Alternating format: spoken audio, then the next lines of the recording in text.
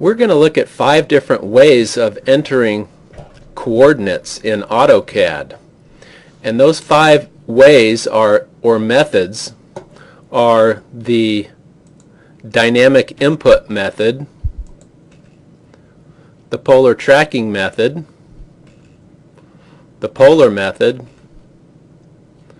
the relative method, and the absolute method. And we're going to use those 5 methods to draw the same line 5 times. I'll begin with the absolute method by going into the line command, L, enter. The first point is 5, 2, and that's relative to the absolute origin of 0, 0. The second point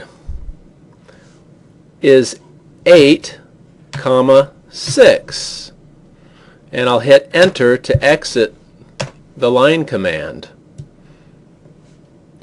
The second method is the relative method, and here I will go back into the line command in the same way, L, enter, 5, 2, but this time I'll use the @ symbol, which is on the 2 key on the keyboard. Shift 2 key gives me the @ symbol, and that lets AutoCAD know that the coordinate that I'm going to enter is relative to the first point of 5, 2.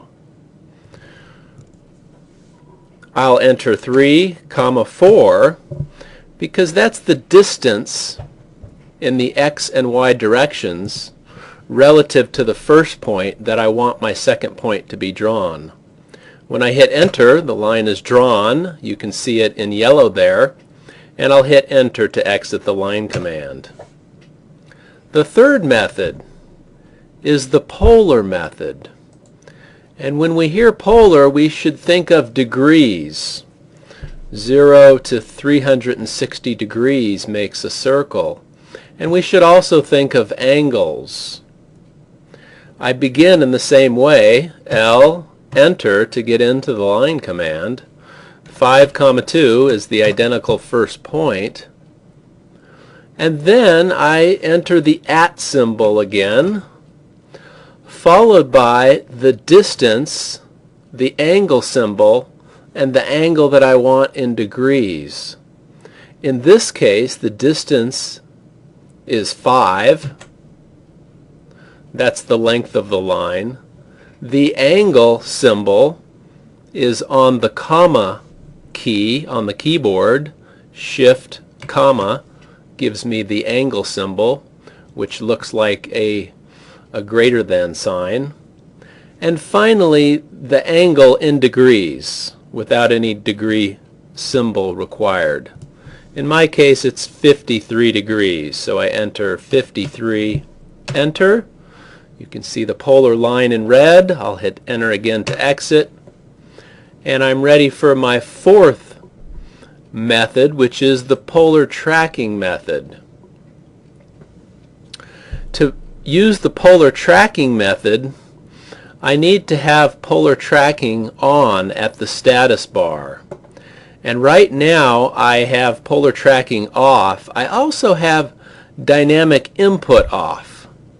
And that's important because if dynamic input is on, none of the 3 previous methods will work properly.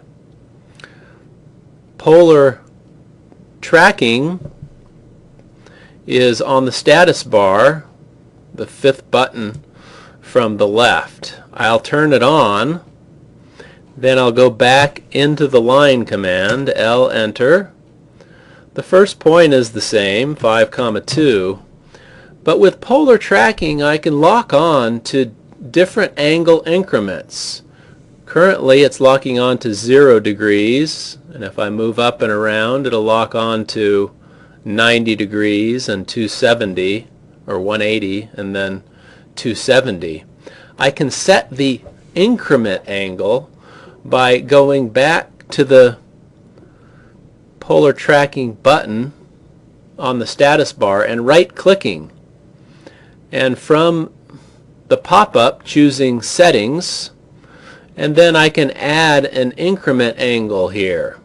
So I'll click Additional Angle, I'll say New, and I'll type in 53 for my new increment angle, and then I'll say OK.